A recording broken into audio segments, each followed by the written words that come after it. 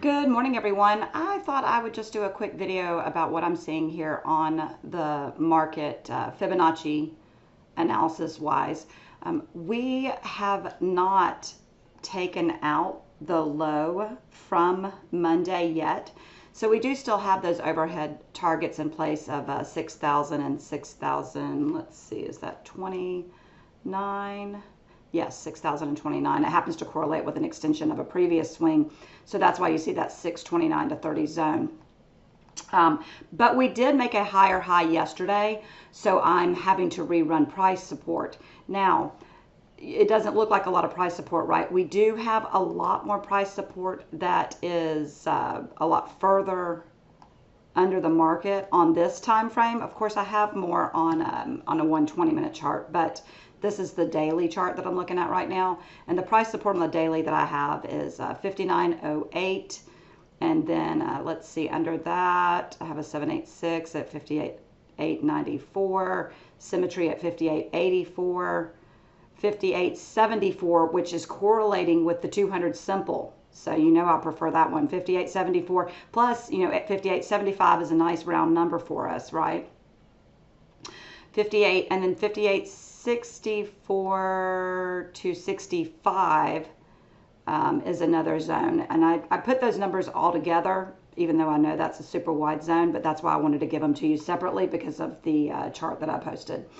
As far as NASDAQ futures are concerned, we have all of the moving averages on the side of the bulls here. Also, just like ES Daily, I do have price support for you. We have not taken out the low from Monday, but we did make a higher high yesterday, so I had to rerun price support. That first cluster is 21,102 to 209, and then the second cluster is 20,964 to 21,022 for price support here on NASDAQ futures.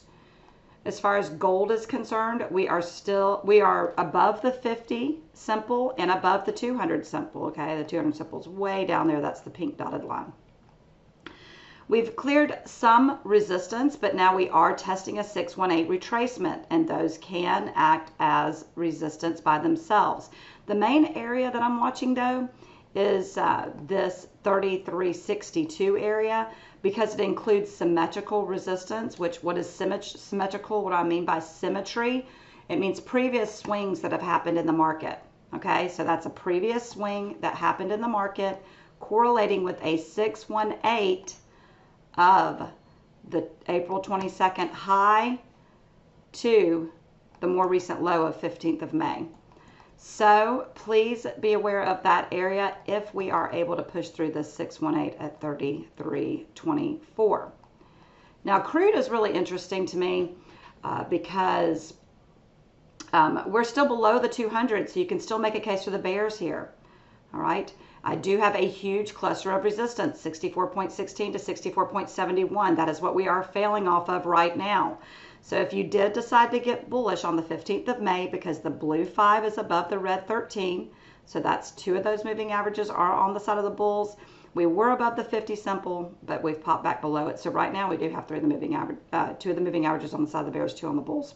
But if you decided to get bullish on the 15th of May, that is a trade that would have made sense because the 5 is above the 13.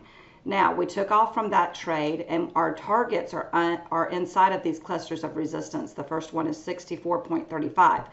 And this is why I explained to you, we don't always make it to the targets, because what happened, we failed off of that symmetrical resistance. What is symmetry? What I talked about earlier, previous swings that have happened in the market.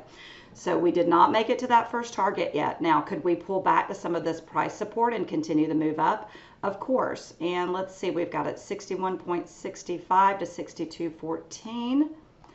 However, if we do bounce from some of this price support and continue to move up, that cluster of resistance is still in play. So we could come back up to it and fail again. So just be aware of that if you decide to get bullish here on the daily. Now, I also have price support here on the 30-minute chart. The moving averages are on the side of the bulls, so you can still make a case for the bulls here. But this is why you want to pay attention to different time frames. Do you see price resistance at 62.99 on the daily? No. But you do see it on the 30-minute chart. And what's happening right now? We're failing from it. Now, it will be interesting to see, will that failure cause us to make a deeper downside correction to the extensions of that short at 62.28 and 62.08? Or will we be able to come back to this price support and continue to move back up and bust the resistance? I don't know right now. We'll have to wait and see. Looks like right now we are trying to push. I will tell you this. If we push through that 62.56, we will either retest this morning's low or make a deeper downside correction. And since we have not taken out the high here from yesterday, then this price support is still good that I have for you here if you're looking to get bullish off of it. And because of those swings, it has extended the price support a little bit to 62.28. So I'll edit that real quick. All right, I just want to give you all a quick look at what I see in the futures market right now. Be sure to follow me here on X. Be sure to bookmark my charts and videos whenever you find the information useful, so that you can reference it later easily by going to your bookmark area. And be sure to also check out my YouTube channel, Fibonacci Princess. I'm trying to add videos to it also. And don't forget, I'm on X at TraderTammy1. All right, take care, everybody. Thanks. Bye.